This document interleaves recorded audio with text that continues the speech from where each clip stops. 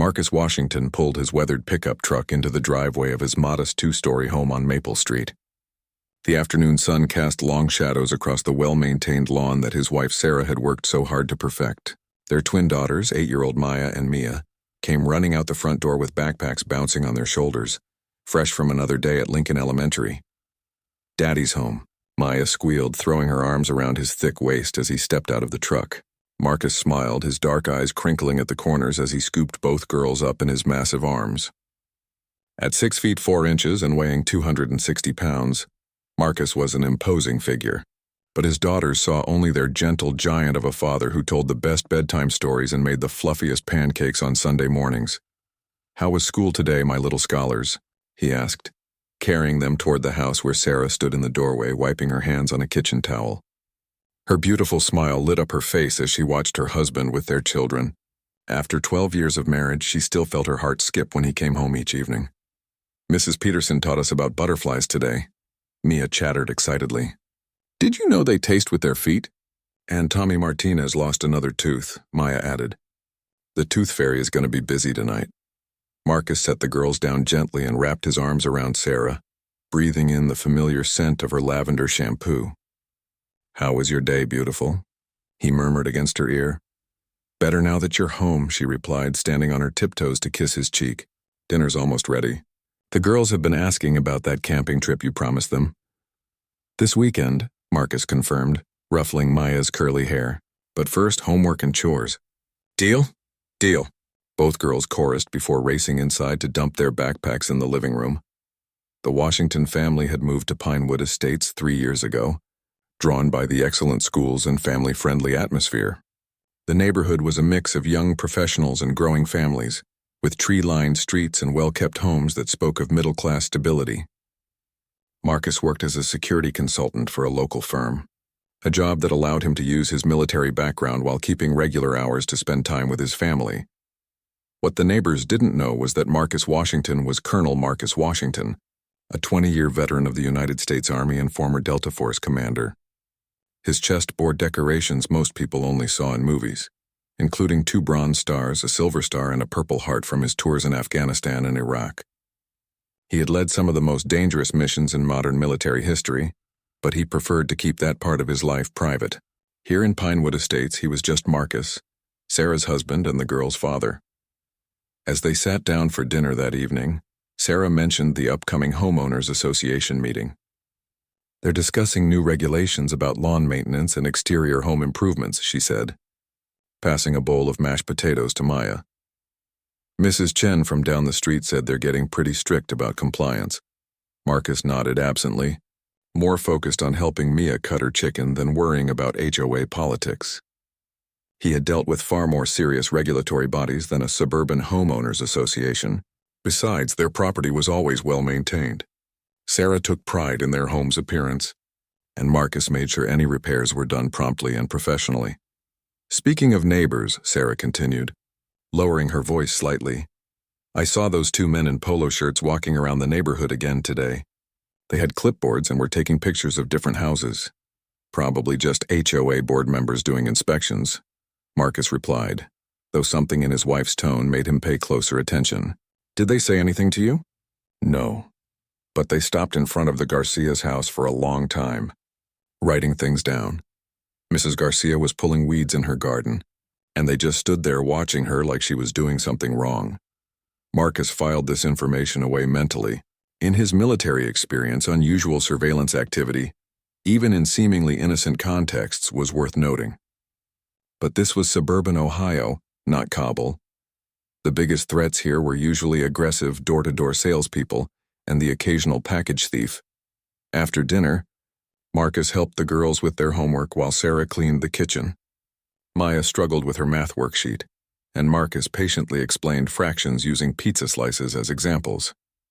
Mia practiced reading aloud from a book about dolphins, her finger tracing each word as she sounded them out. "Daddy," Maya said, looking up from her worksheet, "why do some people look at us funny sometimes?" Marcus felt his jaw tighten slightly, but he kept his voice calm and gentle. "What do you mean, sweetheart? Like at the grocery store last week? That lady kept staring at us and whispering to her friend. And sometimes when we're walking Buster in the park, people move to the other side of the path. Marcus exchanged a quick glance with Sarah, who had paused in her dishwashing to listen.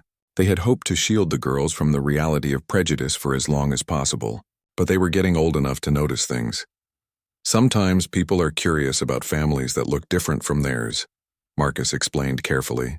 It doesn't mean they're bad people, just that they might not be used to seeing families like ours in their neighborhood. But we're just regular people, Mia said, looking confused. Yes, baby, we are, Sarah said, drying her hands and joining them at the kitchen table. And anyone who takes the time to get to know us figures that out pretty quickly. Marcus pulled both girls onto his lap, wrapping his strong arms around them protectively. You know what makes our family special? He asked. It's not what we look like on the outside. It's how much we love each other and how we take care of one another. That's what really matters. The girls seemed satisfied with this explanation and returned to their homework with renewed focus. But Marcus found himself thinking about Sarah's observation regarding the men with clipboards.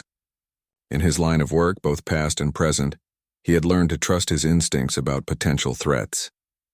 Something about the situation didn't feel quite right, though he couldn't put his finger on exactly what was bothering him. Later that evening, after the girls were tucked into bed with stories about brave princesses and magical adventures, Marcus stood at the living room window looking out at the quiet street.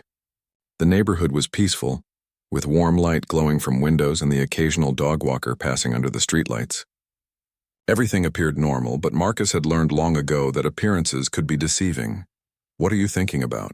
Sarah asked, wrapping her arms around his waist from behind. Just enjoying the quiet, he replied, covering her hands with his. It's nice to be home, but even as he said the words, Marcus found himself automatically cataloging potential security vulnerabilities in their home's position, noting sight lines and escape routes with the practiced eye of a soldier. Old habits died hard, and something told him those habits might prove useful sooner than he hoped. The next morning started like any other Saturday. Marcus was in the kitchen making his famous blueberry pancakes while Sarah packed snacks for the girls' soccer practice. Maya and Mia sat at the breakfast table still in their pajamas, arguing over who got to use the maple syrup first. Girls, there's plenty of syrup for everyone, Sarah laughed, braiding Maya's hair into neat pigtails. And if you don't hurry up and eat, you'll be late for practice.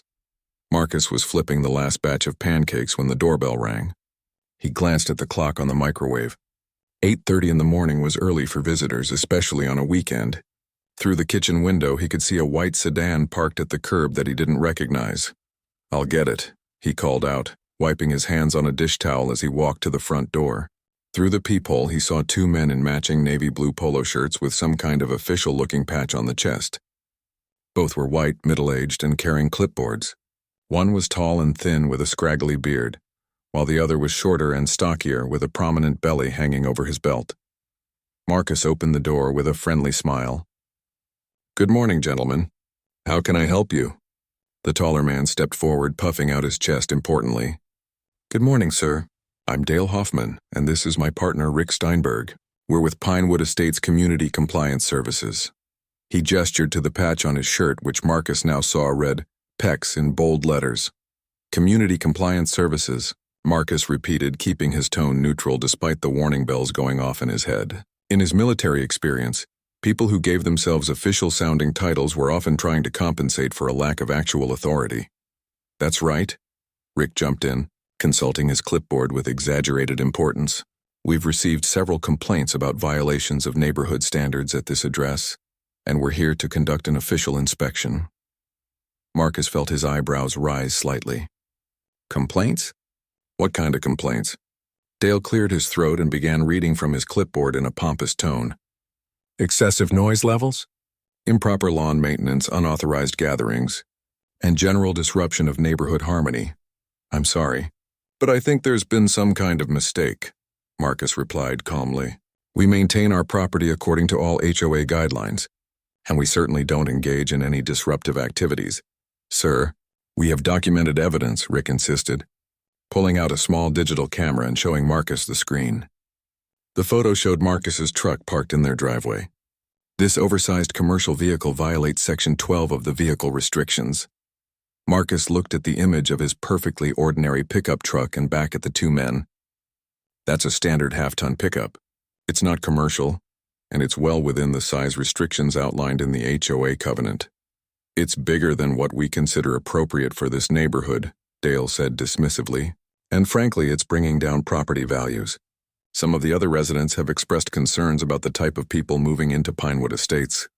The phrase type of people hung in the air like a toxic cloud. Marcus felt his military training kick in, the same mental discipline that had kept him calm under enemy fire. His voice remained steady, but his dark eyes hardened slightly. And what type of people would that be exactly? Rick shifted uncomfortably, apparently realizing his partner had said too much. Well, you know, people who don't really fit the neighborhood aesthetic. This is a family community with certain standards. "Daddy, who's at the door?" Maya's voice called from the kitchen, followed by the sound of little feet running across the hardwood floor. "Just some visitors, sweetheart. Go finish your breakfast," Marcus called back, never taking his eyes off the two men. Dale's face twisted into what might have been intended as a smile, but looked more like a sneer. "Look, Mr. He consulted his clipboard. "Washington, we're trying to be reasonable here. If you work with us, we can probably overlook some of these violations, but we need to see some effort to improve the situation." "What exactly are you suggesting?" Marcus asked, though he was beginning to understand exactly what kind of game these two were playing. "Well, for starters, that truck needs to go," Rick said, warming up to his role. "And we've noticed your wife hanging laundry outside sometimes. That's not the image we want to project in this neighborhood. People have washers and dryers for a reason. Also," Dale added, consulting his clipboard again, "there's been complaints about your children being too loud when they play outside. Other residents are finding it disruptive to the peaceful atmosphere they moved here to enjoy." Marcus felt a cold anger building in his chest, the same focused rage that had made him legendary among his Delta Force teammates. But where other men might have exploded, Marcus became quieter, more controlled. His voice dropped to barely above a whisper. "Are you telling me that my children can't play in their own backyard? We're suggesting they need to be more considerate of others," Dale replied, apparently missing the dangerous undertone in Marcus's voice. "And maybe you folks might be happier in a neighborhood that's more suited to your lifestyle." Sarah appeared behind Marcus, having heard raised voices. She took in the scene quickly, noting the tension in her husband's shoulders and the smug expressions on the two men's faces. "Is everything all right?" she asked, slipping her hand into Marcus's. "These gentlemen claim to be from some kind of community compliance service," Marcus explained, his voice carefully controlled. "They seem to think our family doesn't meet neighborhood standards." Sarah's eyes flashed with anger, but like her husband, she kept her composure. "I'm sorry, but who exactly do you represent?" "I've never heard of this compliance service, and I know all the HOA board members." Rick straightened up importantly. "We're independent contractors hired by concerned residents to ensure neighborhood quality standards are maintained." "Independent contractors?" Sarah repeated. "So you're not actually affiliated with the homeowners association?" "We work closely with community leaders," Dale said vaguely. "The point is, we have authority to enforce compliance, and we're prepared to take action if necessary." Marcus felt something click into place in his mind. These weren't official inspectors or even legitimate HOA representatives. They were vigilantes, self-appointed enforcers who had apparently decided the Washington family didn't belong in their neighborhood. "What kind of action?" he asked quietly. "Fines, liens, legal proceedings." Rick rattled off, clearly enjoying his perceived power. "We have lawyers who specialize in property disputes. It can get very expensive very quickly.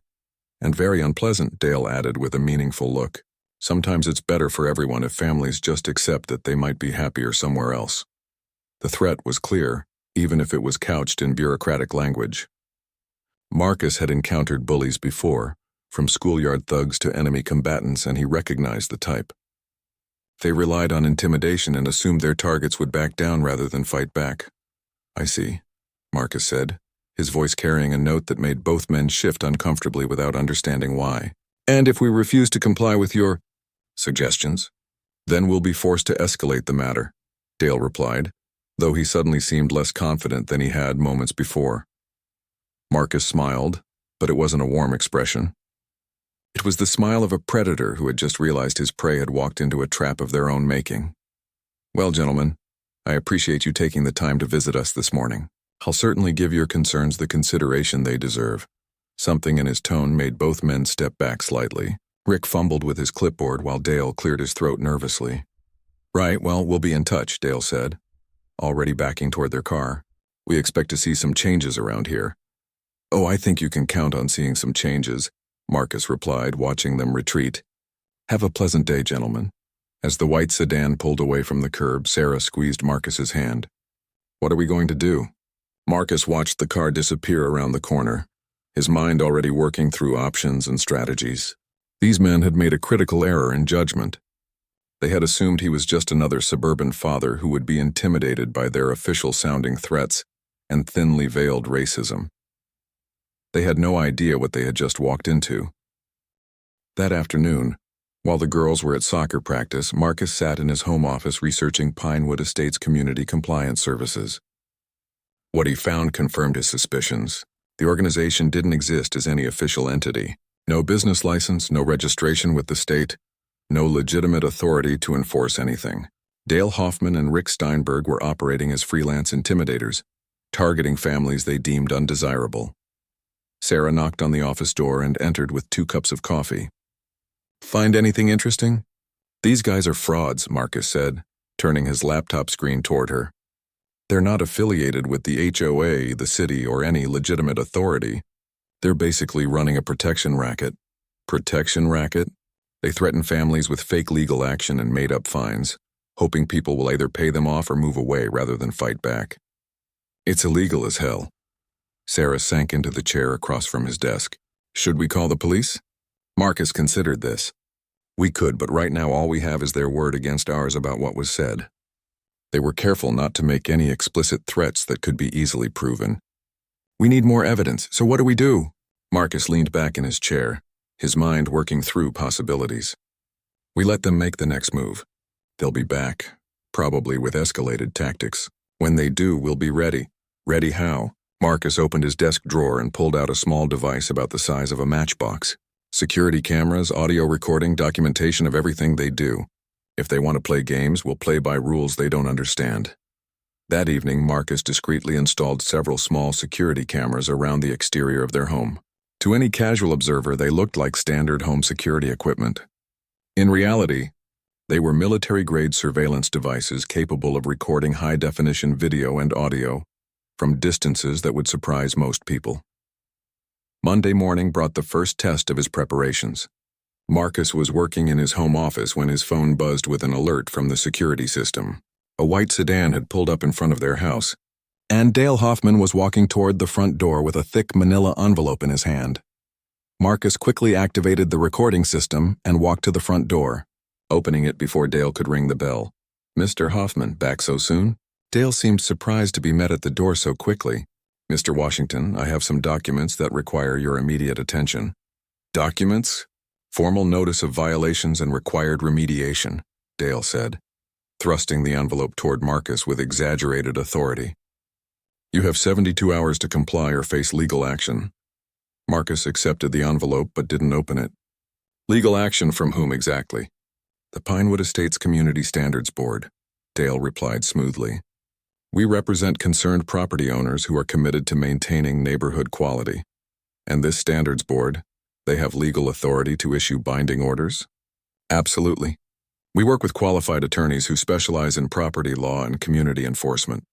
Marcus nodded thoughtfully. I see, and if I have questions about these documents, who should I contact? Dale pulled out a business card with the PEX logo. You can reach me at this number, but I wouldn't wait too long. These matters tend to escalate quickly if not addressed promptly. Oh, I'll definitely be addressing this promptly, Marcus assured him.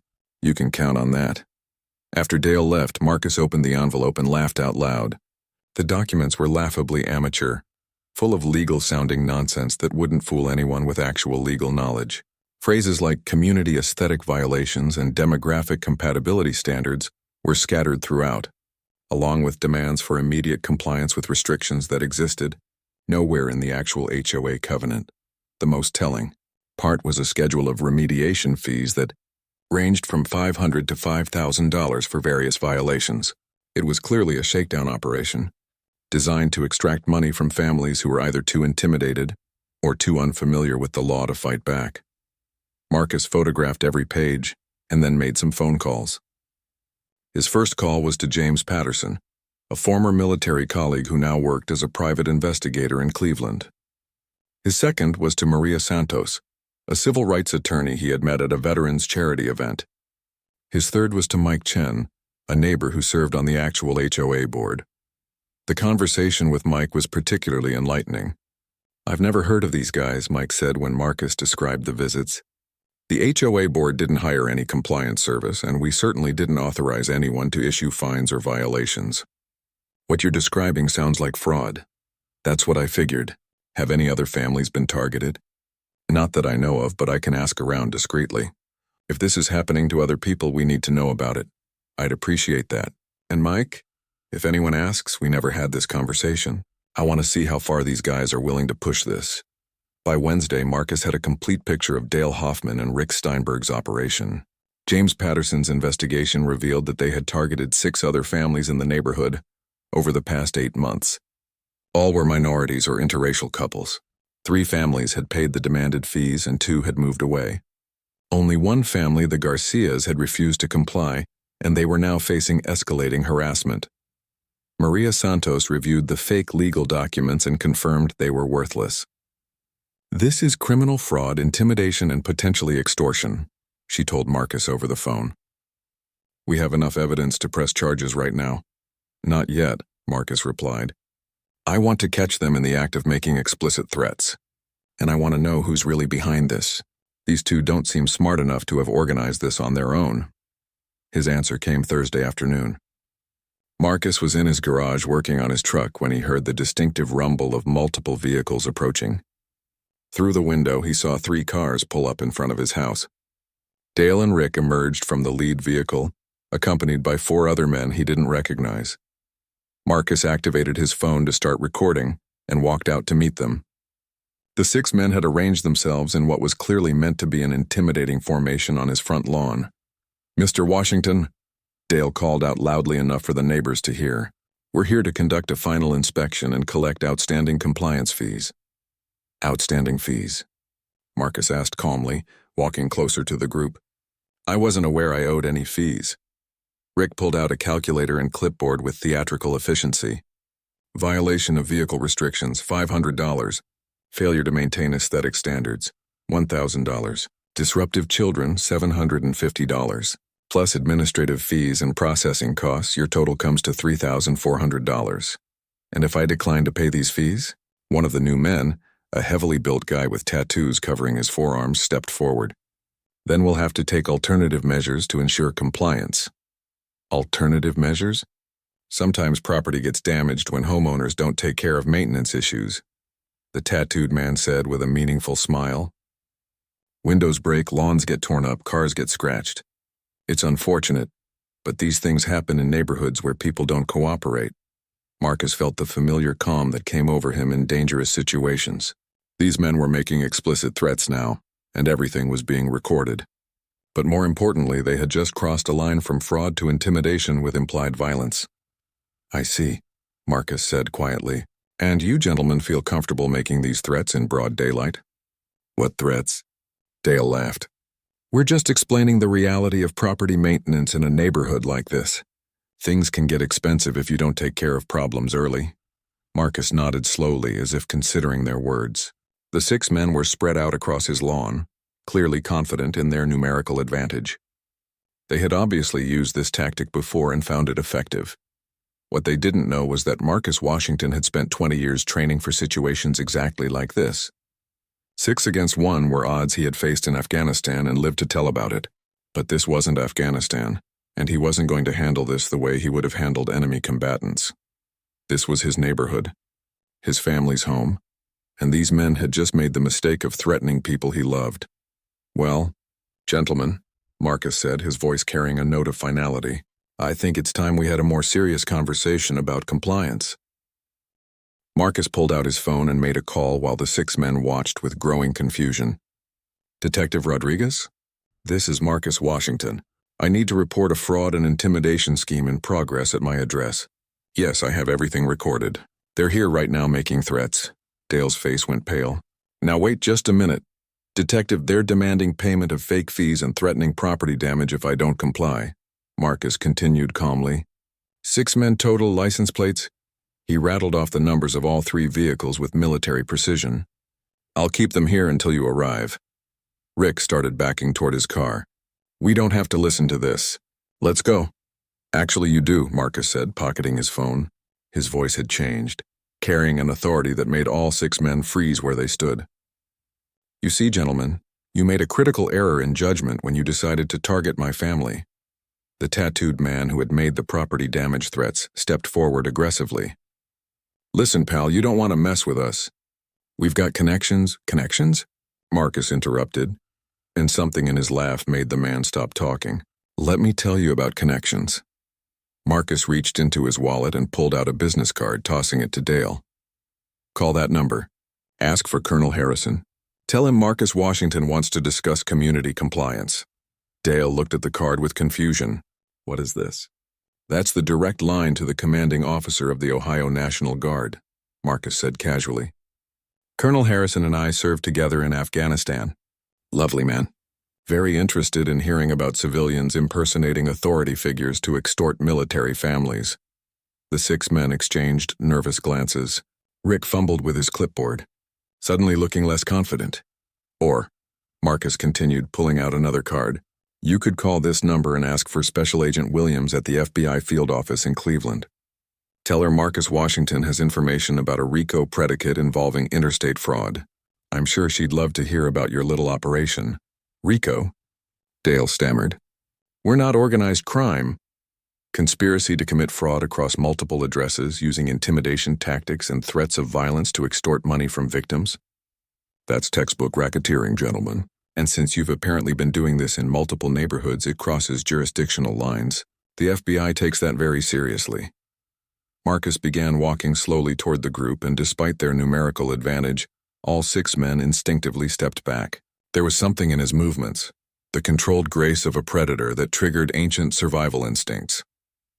But here's what really interests me, Marcus continued conversationally. You targeted 6 families in this neighborhood, all minorities or interracial couples. That suggests this isn't just about money. It's about driving certain people out of the neighborhood. The Justice Department has a whole division dedicated to prosecuting civil rights violations. They're very thorough. The tattooed man was sweating now despite the cool afternoon air. Look, man, maybe we got off on the wrong foot. Oh, we definitely got off on the wrong foot, Marcus agreed. You see, when you threatened my family, you made this personal, and I take threats against my family very seriously.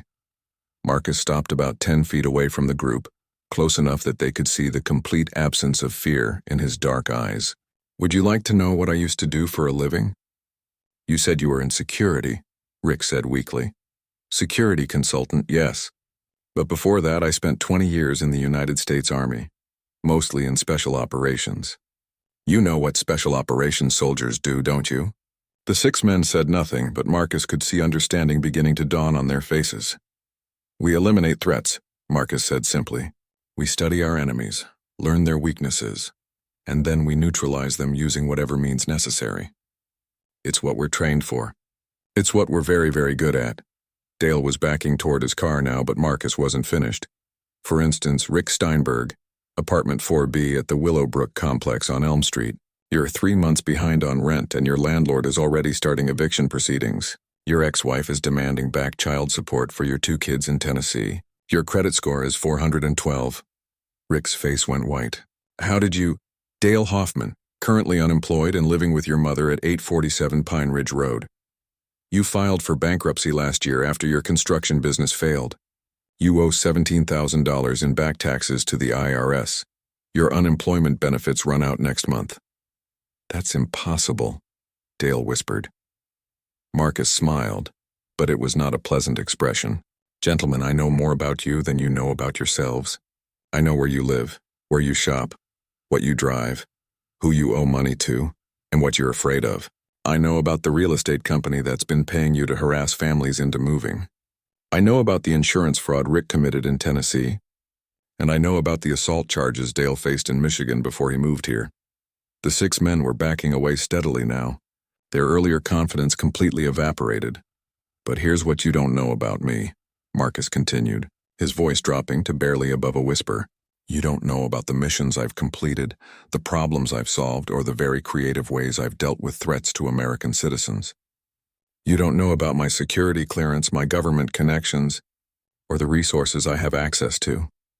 Marcus pulled out his phone again and showed them the screen, which displayed a detailed dossier on each of them, complete with photographs, addresses, and criminal histories.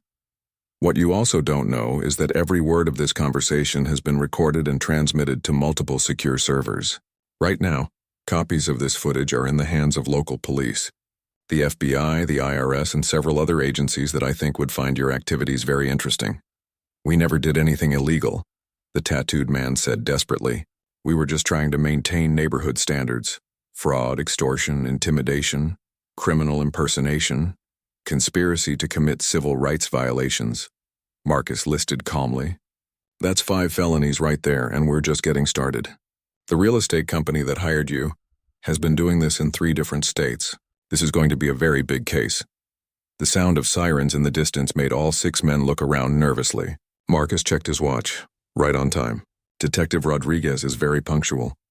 Look, we can work this out, Dale said frantically. Maybe we were too aggressive in our approach. Too aggressive? Marcus laughed. You threatened my children. You tried to extort money from my family. You implied that our house might be vandalized if we didn't pay your fake fees. Do you have any idea what you've done? 3 police cars turned onto Maple Street, followed by an unmarked sedan that Marcus recognized as belonging to the FBI. The thing about being a Delta Force commander, Marcus said as the vehicles approached, is that you learn to see the bigger picture. This isn't just about you 6 idiots trying to shake down some families. This is about a systematic campaign to drive minorities out of suburban neighborhoods. This is about civil rights, housing discrimination, and organized fraud. The lead police car pulled into Marcus's driveway, and Detective Rodriguez stepped out. She was a tall Latina woman with sharp eyes and a no-nonsense demeanor. Colonel Washington, she said with a respectful nod. These the individuals you called about? That's correct, Detective. They've just finished making explicit threats about property damage if I don't pay their fraudulent fees. Everything's been recorded. Detective Rodriguez looked at the 6 men with professional interest. Gentlemen, I need to see some identification. Now. As the police began processing the scene, Marcus noticed several neighbors coming out to watch. Mrs. Chen from down the street, the Garcias from 2 houses over, and several other families he recognized from the neighborhood. Maria Santos pulled up in her BMW and stepped out with a briefcase. She was a small woman with steel-gray hair and the bearing of someone who had spent decades fighting injustice in courtrooms. Colonel Washington, she said, shaking his hand. I see our friends decided to escalate things. They made it easy, Marcus replied. Explicit threats, criminal impersonation, attempted extortion. We've got them on multiple felonies. And the civil rights case. 6 families targeted, all minorities or interracial couples. Clear pattern of housing discrimination. The Justice Department is going to love this. As the 6 men were being read their rights and loaded into police cars, Dale Hoffman looked back at Marcus with a mixture of fear and confusion. You played us, he said accusingly. Marcus nodded. From the moment you walked onto my property. You see, Mr. Hoffman, you made the mistake of thinking I was just another suburban father who would be intimidated by your little show. You forgot that some people fight back, and some people have the skills and resources to fight back very effectively. This isn't over, the tattooed man called out, as he was put into the back of a police car. Marcus walked over to the car and leaned down to the open window. You're absolutely right. This is just the beginning. See, you threatened my family, and I take that very personally. I'm going to make sure everyone involved in this scheme faces the full consequences of their actions. The real estate company that hired you, the lawyers who provided your fake legal documents, everyone who knew what you were doing and did nothing to stop it. The man's face went pale as the implications sank in. Marcus straightened up and watched as the police cars pulled away from his house, carrying the 6 would-be intimidators toward what would undoubtedly be a very long legal process. Detective Rodriguez approached him with a satisfied expression. Colonel, I have to say this is the most well-documented case I've seen in years. The recordings, the evidence you collected, the background research, it's like you handed us a complete prosecution package. I had good teachers, Marcus replied. When you're trained to neutralize threats, you learn to be thorough. The FBI is going to want to interview you about the broader conspiracy. Agent Williams said this ties into investigations they've been conducting in 3 other states. Marcus nodded. I figured it was bigger than just these 6. Operations like this don't happen in isolation. As the crowd of neighbors began to disperse, Mrs. Garcia approached Marcus with tears in her eyes. Colonel Washington, I can't thank you enough.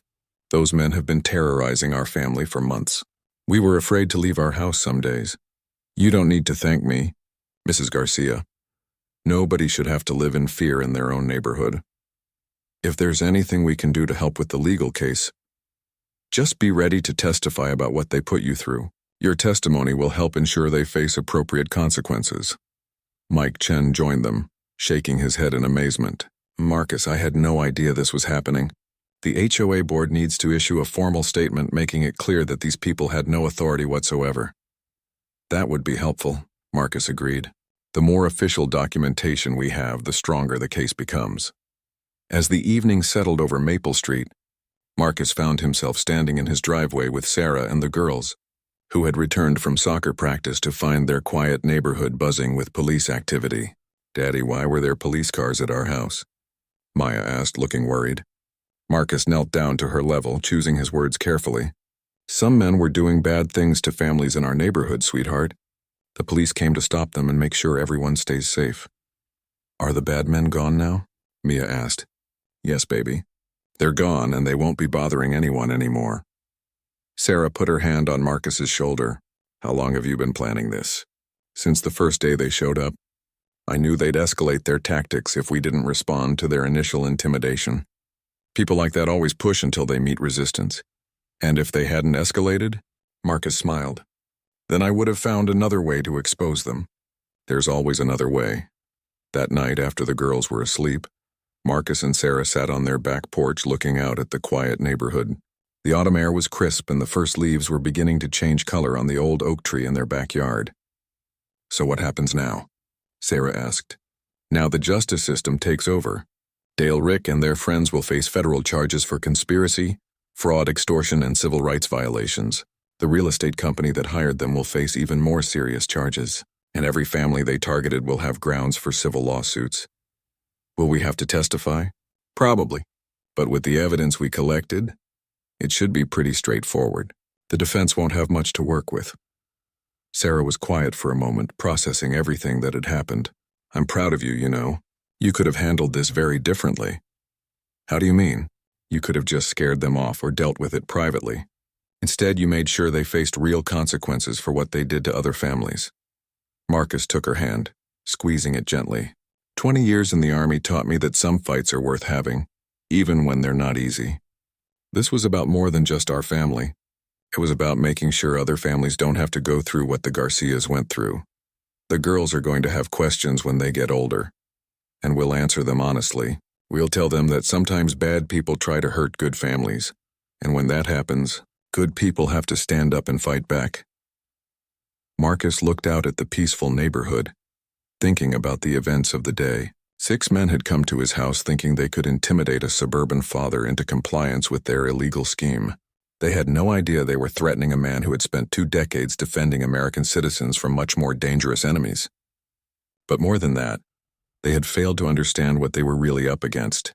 They thought they were targeting an isolated family who would be too afraid or too powerless to fight back.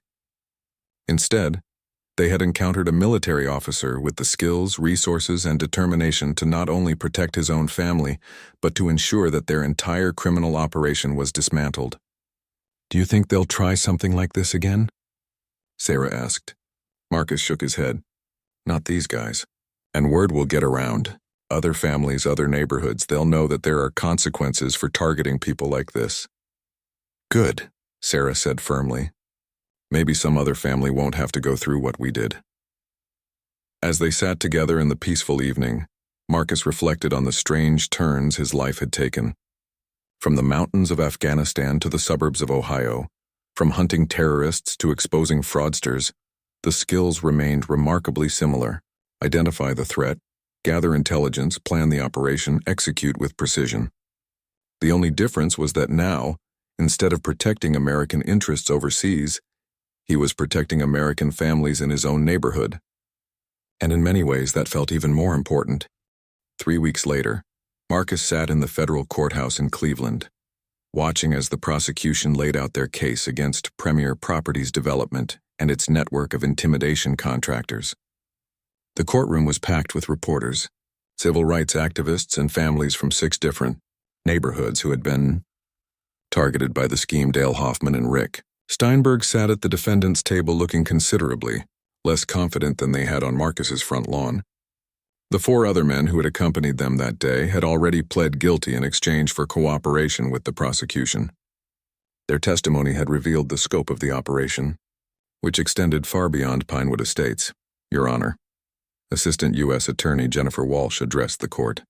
The evidence will show that the defendants operated a systematic campaign to drive minority families from suburban neighborhoods through fraud, intimidation, and threats of violence. This wasn't just about money. It was about maintaining what they called neighborhood demographics. Marcus glanced at Sarah, who was sitting beside him in the gallery. The girls were at school, blissfully unaware of the legal proceedings that had resulted from that confrontation in their front yard. They had adapted quickly to the increased security measures Marcus had quietly implemented around their home, accepting his explanation that they were just being extra careful. The prosecution's case was devastating in its thoroughness. Phone records showed regular communication between Dale and Rick and executives at Premier Properties. Bank records revealed payments totaling over $200,000 for community compliance services. Most damning of all were the recordings Marcus had made, which clearly showed the defendants making explicit threats and demanding payment for fabricated violations. When it was the defense's turn, their attorney, a nervous-looking man who seemed overwhelmed by the scope of the case, attempted to argue that his clients were merely overzealous in their interpretation of homeowner association rules. Your Honor, my clients believed they were acting within their authority to maintain community standards. There was never any intent to defraud or intimidate. Objection, Attorney Walsh interrupted. The defendants had no authority whatsoever to collect fees or issue violations. They were private citizens making up rules as they went along. Sustained, Judge Morrison replied. The jury will disregard the defense's characterization of the defendant's authority.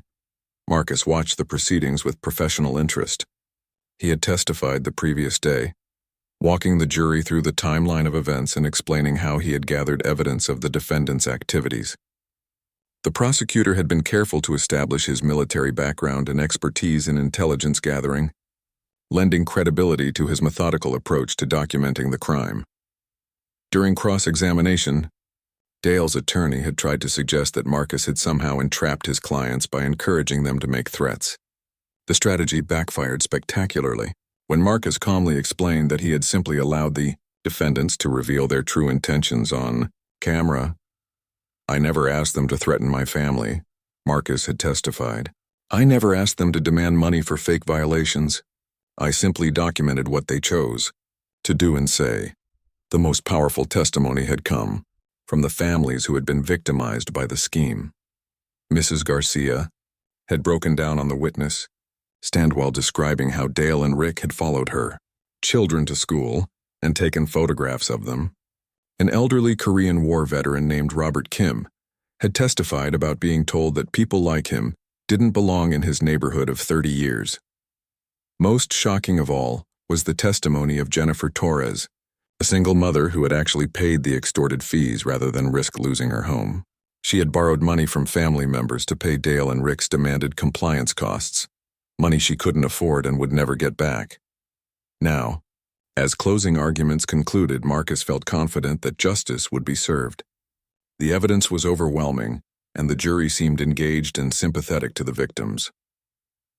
During the lunch recess, Marcus was approached by a tall black man in an expensive suit who introduced himself as David Williams, a civil rights attorney from Washington, D.C. Colonel Washington, I wanted to thank you for how you handled this case. Your documentation and evidence gathering probably saved the prosecution months of investigation. I'm glad I could help, Marcus replied. How many other neighborhoods do you think were affected? Based on what we've uncovered so far, at least 12 different communities across 3 states. Premier Properties had quite an operation going. They would identify neighborhoods that were becoming more diverse, then hire people like Dale and Rick to harass minority families until they moved away. And it worked? Unfortunately, yes. In most cases, families either paid the fake fees or moved rather than fight back. You and your family were the first to document everything and fight back systematically. Sarah joined them, carrying coffee for herself and Marcus. Mr. Williams was just telling me about the civil lawsuit the families are filing against Premier Properties. The criminal case is just the beginning, Williams explained. We're seeking damages for every family that was targeted, plus punitive damages to make sure companies think twice before trying something like this again. What kind of damages are we talking about? Marcus asked. Conservative estimate, $8 to $10 million. These families suffered real harm, lost equity in their homes, moving expenses, emotional distress. Some families were forced to sell their houses at below-market prices because of the harassment. A court clerk approached them. Excuse me, the jury is returning with a verdict. Back in the courtroom, Marcus watched as the jury foreman stood to announce their decision. The courtroom was completely silent, everyone holding their breath. On the charge of conspiracy to commit fraud, we find the defendant, Dale Hoffman, guilty. On the charge of conspiracy to commit fraud, we find the defendant, Rick Steinberg, guilty. The foreman continued reading through the list of charges: extortion, civil rights violations, racketeering, finding both men guilty on every count. By the time he finished, Dale was slumped in his chair and Rick was visibly shaking. Judge Morrison scheduled sentencing for the following month, but Marcus knew that both men were facing significant prison time. Federal sentencing guidelines for their crimes carried minimum sentences of 5 to 7 years, and with their extensive criminal history, they would likely receive even more. As the courtroom emptied, Marcus was approached by Special Agent Williams from the FBI.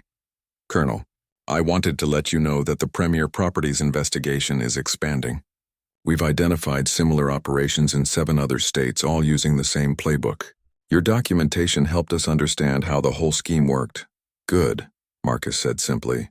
How many people were involved? At the corporate level, about 20 executives and managers. Street level, we're looking at maybe 60 people like Dale and Rick who were doing the actual intimidation. It's going to take months to prosecute everyone. But you'll get them all? Agent Williams smiled. Oh yes, Colonel. We'll get them all.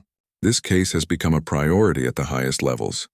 Nobody in the Justice Department wants to see American families terrorized in their own neighborhoods. That evening, Marcus and Sarah sat in their living room while the girls did homework at the kitchen table. The local news was covering the verdict, and Marcus was surprised to see footage of himself leaving the courthouse. Federal prosecutors say this case represents one of the largest housing discrimination schemes prosecuted in recent years, the reporter was saying.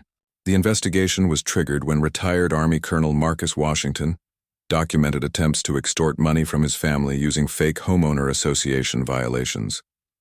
Maya looked up from her math homework. Daddy, are you famous now? Marcus laughed. No, sweetheart. I just helped catch some bad guys who were being mean to families. Like a superhero? More like a detective. Sometimes when people do bad things, other people have to gather evidence to prove it. Mia joined her sister at the kitchen table divider.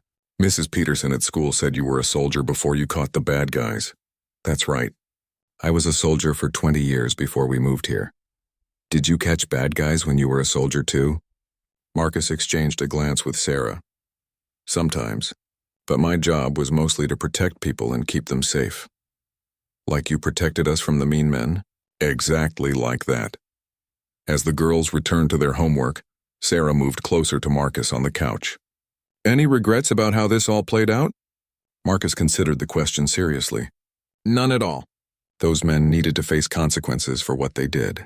If we hadn't stopped them, they would have kept targeting families, and eventually someone might have gotten hurt.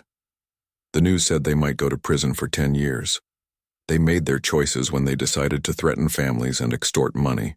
Everything that happens to them now is a result of those choices. Marcus looked around their comfortable living room, at his daughters doing homework and his wife reading beside him, and felt a deep sense of satisfaction.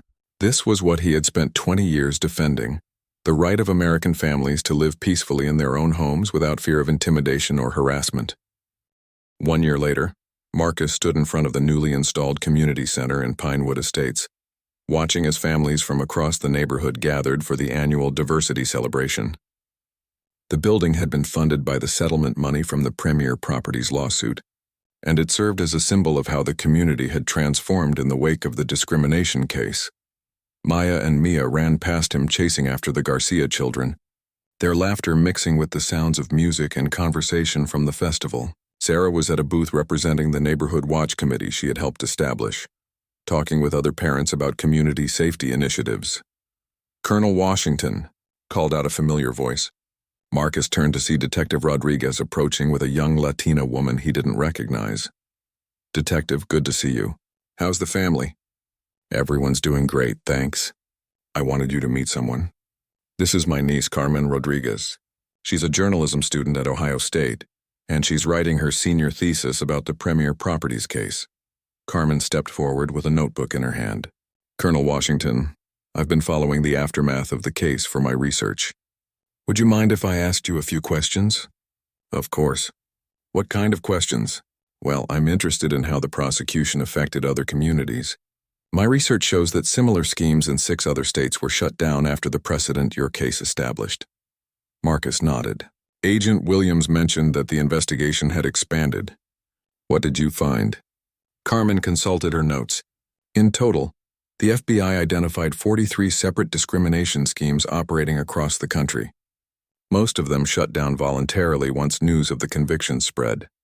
Companies didn't want to risk federal prosecution. And the families who were targeted? That's the really interesting part. Your case established a legal framework that other families could use to fight back. In Maryland, a group of families used your documentation methods to expose a similar scheme.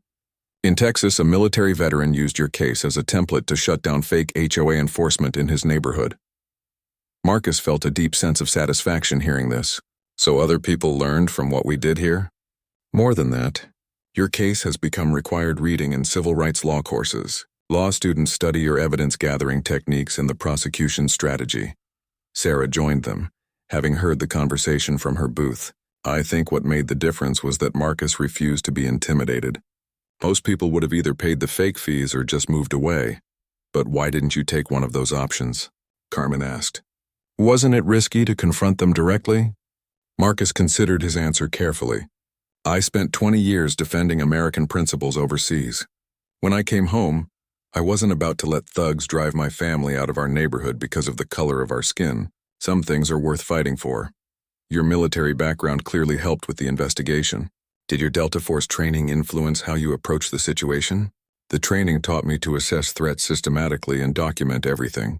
But more than that, it taught me that you can't let bullies control the situation. You have to take the initiative and stay one step ahead of them." Carmen scribbled notes rapidly. "What would you say to other families who might face similar harassment?" "Document everything. Know your rights. Don't be afraid to ask for help. And understand that these predators count on people being too scared or isolated to fight back.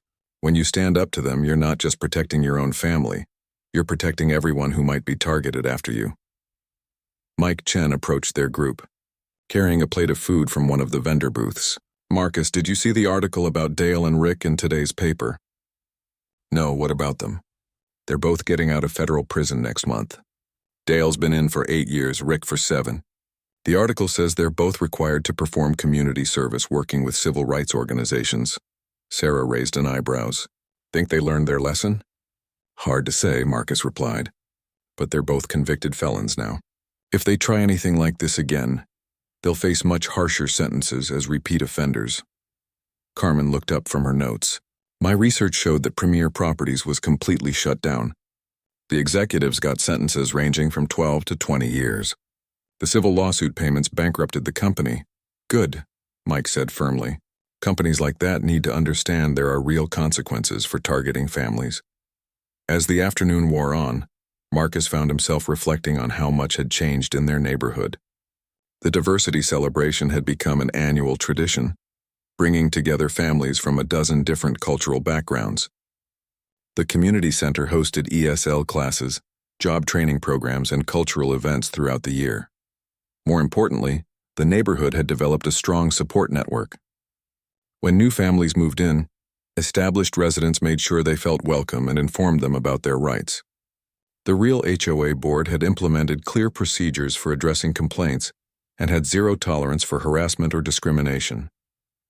Mrs. Garcia approached Marcus with her husband and their teenage son, who Marcus recognized from the high school soccer team. "Colonel Washington, I wanted to thank you again for everything you did for our family. Miguel just got accepted to Ohio State with a full scholarship. That's wonderful news. Mrs. Garcia, you should be very proud. We never would have stayed in the neighborhood if you hadn't stopped those men. Miguel wouldn't have had the same opportunities if we had been forced to move." Her husband nodded gratefully. "Our family will never forget what you did. You gave us back our sense of safety in our own home." As the sun began to set, the festival wound down and families started heading home.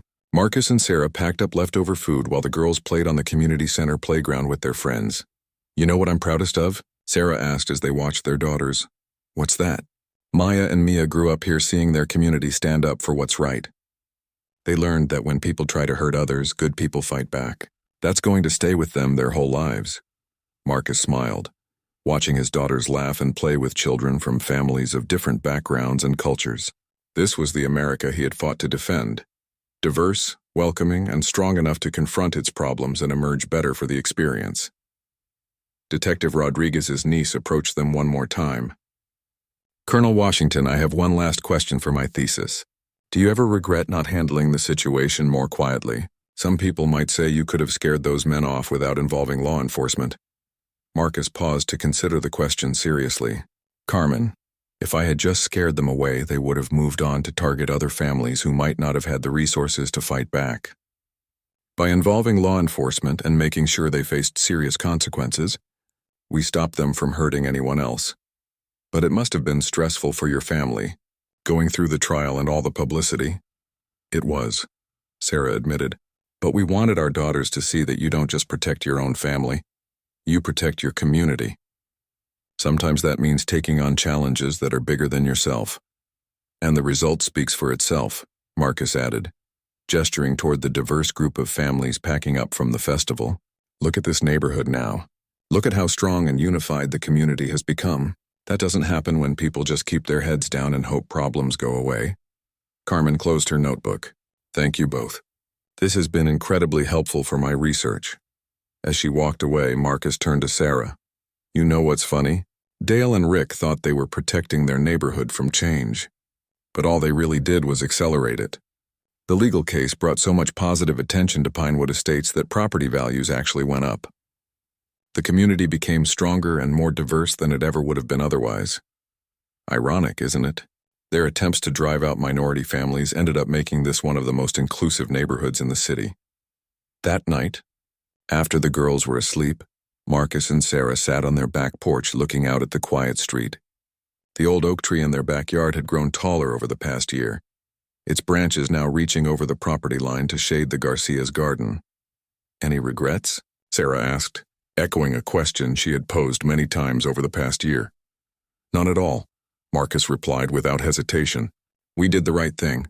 Sometimes the right thing is also the hard thing, but that doesn't make it any less right. The girls keep asking when you're going to write a book about what happened."